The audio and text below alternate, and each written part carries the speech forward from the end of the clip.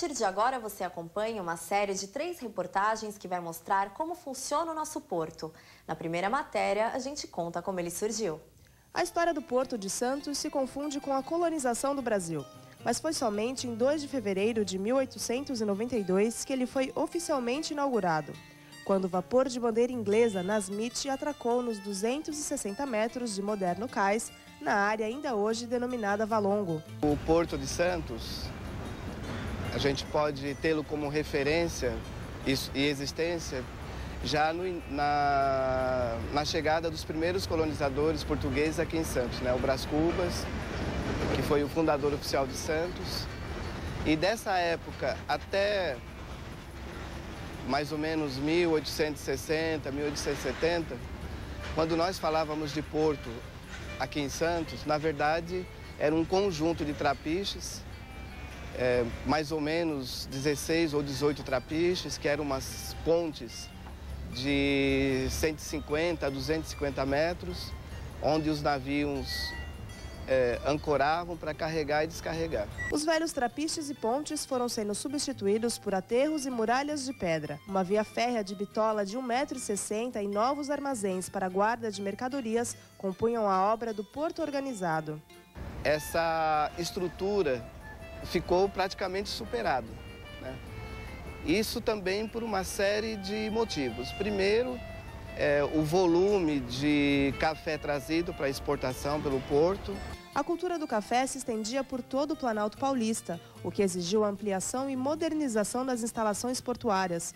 O início da operação da estrada de ferro inglesa São Paulo Railway, em 1867, ligando a região da Baixada Santista ao Planalto, foi o pontapé inicial. Isto porque, até essa data, todos os produtos, né, todas as mercadorias que vinham de São Paulo para Santos ou iam de Santos para São Paulo eram trazidos e levados em lombos de burro. Com a construção da estrada de ferro, obviamente que essa quantidade de carga trazida se multiplica por 10 ou até mais. Em 1888, ainda no tempo do Império, Cândido Gaffrey e Eduardo Guinle criaram a Companhia Docas de Santos, com concessão para explorar por 90 anos.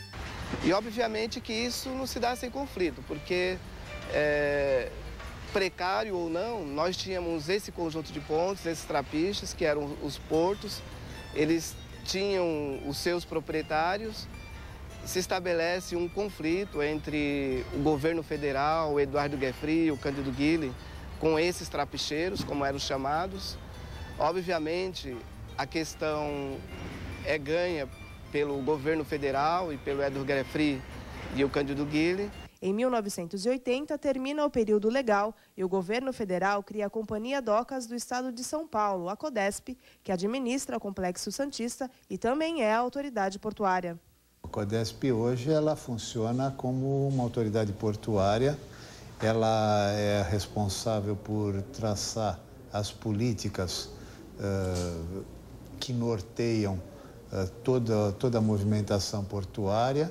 Ela representa a União junto aos mais variados arrendatários e responsabiliza-se pela infraestrutura, tanto terrestre como aquaviária. Em 1993, o porto entrou em uma nova fase de exploração com arrendamento de áreas e instalações a empresas privadas mediante concorrências públicas. Atualmente, o nosso porto é o principal da América Latina, com 13 quilômetros de cais entre as 2 margens do Canal do Estuário de Santos. Movimenta por ano mais de 100 milhões de toneladas de cargas, número inimaginável em 1892, quando operou 125 mil toneladas. Um estudo de demanda financiado pelo Banco Interamericano de Desenvolvimento prevê que até 2024 essa movimentação dobre. Esses números eles são muito robustos, né?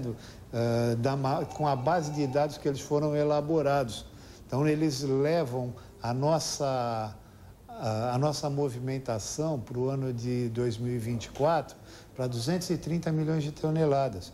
Então, nós estamos trabalhando em cima desse número e procurando dotar o porto com instalações suficientes para que possam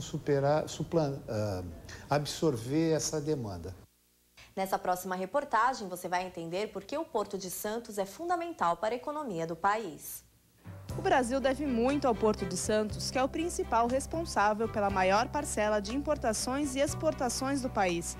Em 2011, o nosso porto garantiu recordes de movimentação de carga, impulsionados pelo bom momento da economia nacional. O Porto de Santos é fundamental tanto para a cidade de Santos como para o Brasil. O Brasil, a partir da década de 90, o Brasil se abriu para o mundo, né? Ou seja, nós começamos a exportar mais e importar mais também. Portanto, o Porto de Santos é por onde passa 25% do nosso comércio exterior, de tudo que a gente compra e de tudo que a gente vende.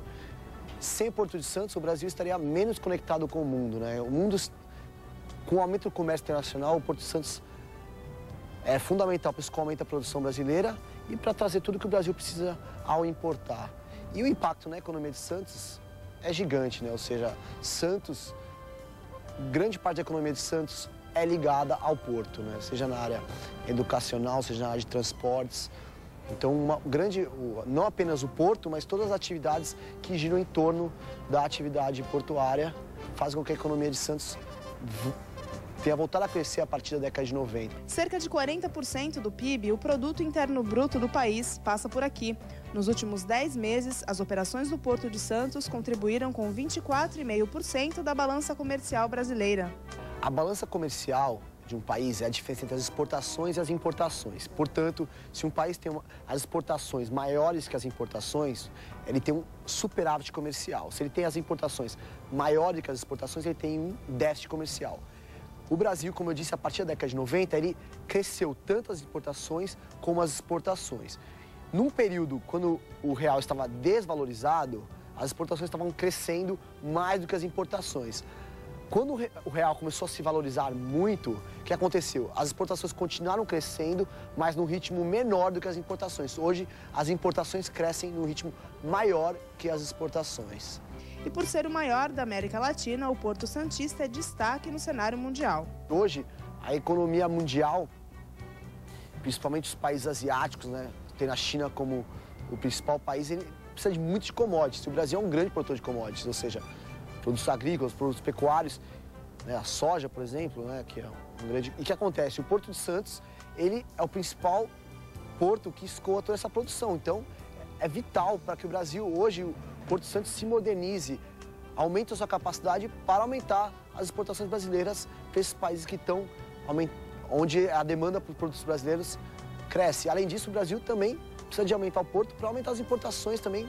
Aumenta as importações, o Brasil consegue mais tecnologia e pode não apenas exportar produtos commodities, mas também produtos com maior valor agregado, produtos industrializados, com maior conhecimento já nesses produtos.